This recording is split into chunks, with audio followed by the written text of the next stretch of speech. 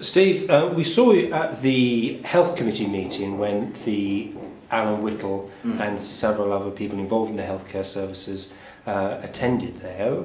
What was your impressions of that meeting? I think one of the things that struck me, and I believe it was Councillor Fish picked up on it, was this kind of apparent complacency that was there, which was a bit unfortunate really.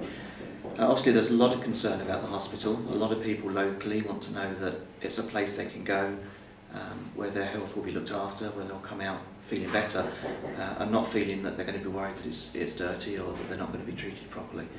So we're really keen to look at that, to get the feedback from the public, pass that on to the Primary Care Trust and the hospital. But equally to be able to go back to the public soon and say, yeah, we've seen the improvement and we know that things are moving on. I think the problem we've got is it's not happening as quickly as people would like, and that seems to be the main concern at the moment. So from a mechanical point of view, you go to the meeting, you present it there.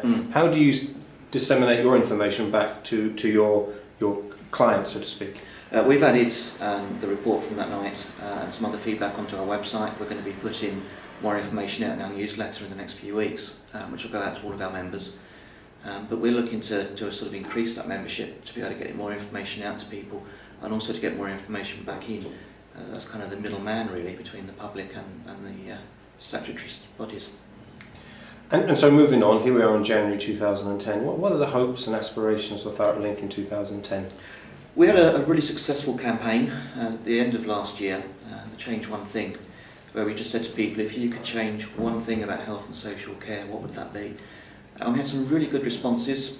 We took that to a public meeting and said to people, what are your priorities? And so really for this year, what we want to do is take the local people's priorities for health and social care and start to really chip away at those and see some differences and some improvements throughout Thurrock. Very keen to look at issues around GP accessibility, how easy it is to get an appointment. Can you actually get into the building if you've got a wheelchair or something like that? Some of the buildings we've been to, you can't. What are the processes for repeat prescriptions? Some people say that doesn't work for them. Looking into issues around learning disabled patients at the hospital as an ongoing concern, about mental health awareness, counselling services, and increasing the awareness of those. And also an ongoing concern around safeguarding and dignity in care as well.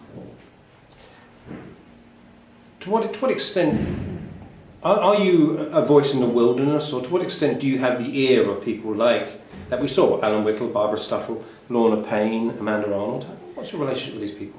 I think one of the biggest problems we face as Link is a lot of people still don't understand what our purpose is. Lorna Payne and others at the council are aware of the purpose of Link. We were set up by government to represent local people, to be their voice in all the sort of the bodies that are around for health and social care. And some bodies are starting to use that now. We've had some very constructive meetings with the Primary Care Trust and with the council, but no contact particularly with the hospital yet. But again, our role is the same there, to actually take comments from people, to pass them on to the people that are delivering and commissioning services. Say, look, this is what people are wanting. And it's taken a long time to get that embedded.